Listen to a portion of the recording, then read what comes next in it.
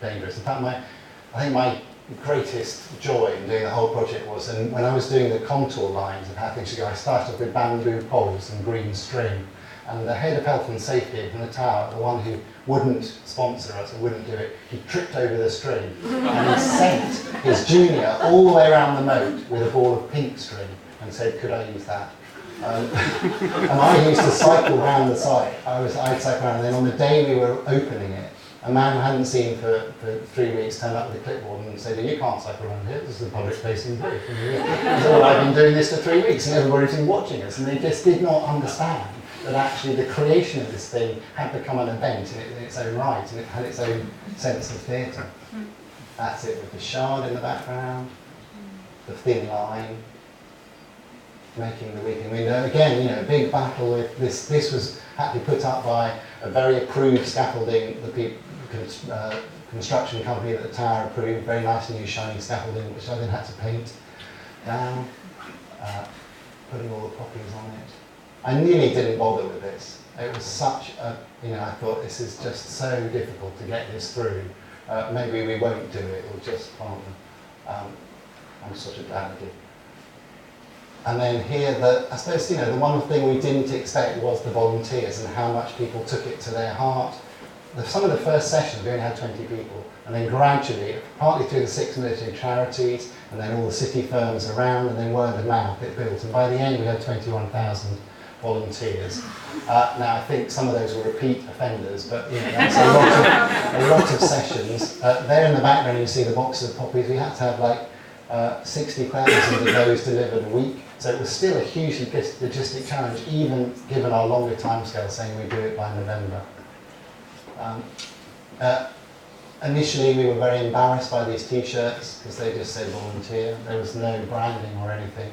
They can almost have a retro chic to them, I think. We're very priceless now.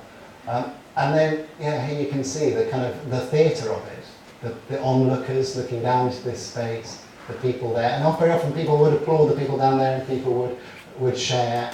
I mean, the thing I found most humbling was hearing those stories from people.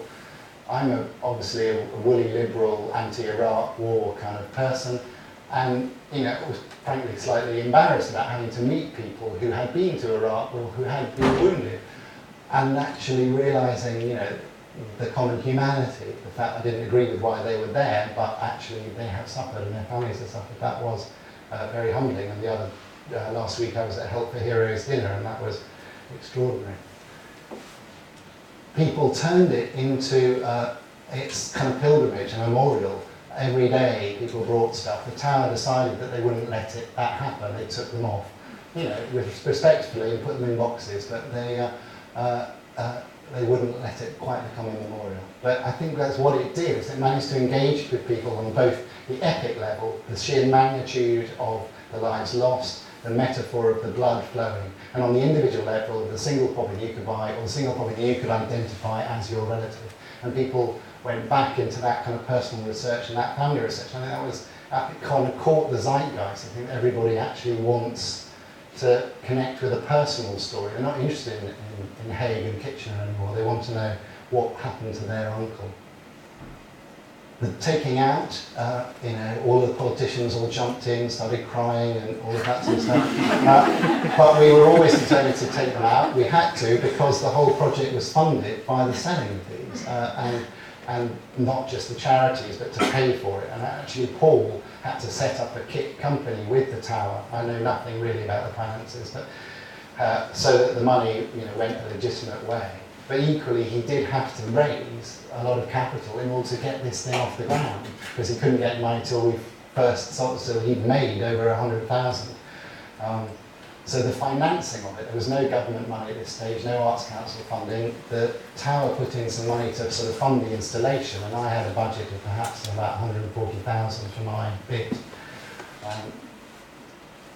Then, of course, these have now become things that people won't sell on eBay. I mean, I regret the fact that I only bought 6. I should have bought a lot more, but I wouldn't have been able to sell them anyway, because Daily Mail would have found out and I would have been in.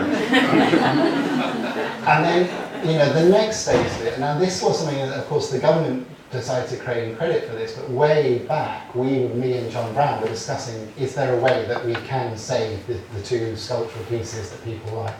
And can we sell them for auction? Is there something we can do? We realised that if we sold them for auction, they might end up in Azerbaijan or somewhere, and they needed to be here. And so it was one of those things where I talked to Susie Sainsbury, who is the vice chairman of the board of the RSC, and is a great supporter of theatre and lots of artistic ventures, and said, you know, Susie, do you know of anybody who might be interested in buying, you know, these things? It would only cost you, you know, 5,000 times £25. And you know, she went away to think about it, and then rang me up when I was in America. So I've got a great idea. Why don't I buy them? Which was perfect. And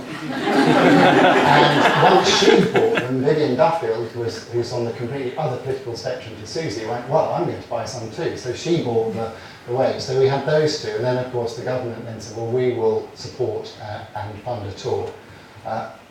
We still need them to give us more money. I had to sell my soul to the Chancellor in a high-vis jacket the other week in Yorkshire to sort of say how much it was benefiting people. But here, this is the Wave being installed. A lot of people were doubting whether it would work on its own without the other poppies. Great theatre of it again, the cranes. Beautiful location, completely different way of seeing it in the water. And this is a park. You can just see in the background there, that's an Anthony Caro sculpture. There's loads of Henry Moores with sheep dotted around. And a few people came up to me while we were sort of saying, oh, it's great that we've got this, because we don't have anything around here. But there is definitely a kind of, you know, a passion from everywhere outside London, and it's such a pleasure that they are there. So I feel very vindicated that we fought to get it to happen. Lovely reflections in the water. And this is there till just after December, early January. And then this is Woodhall, which was chosen for a completely different reason. It's a mining museum in Northumberland, very deprived community. The suffering of the miners in the First War. There was a huge mine accident that happened here because all the experienced miners went off to the war, lots died. And we installed an extension of the kind of weeping window. So for me, as an artistic expression, it's the same idea, but it's just transformed, and it's sort of like the pit head is weeping blood now. And then this is quite interesting. I've just got this the other day. We've had a 1,300% increase in visitor numbers at Woodhall. And I don't really know what that means, but I haven't seen any of that. But it is amazing that it has carried on having such a reach. So that's the journey so far. So thank you so much for listening. I've probably gone way too long, but please ask questions and I'll try and answer them.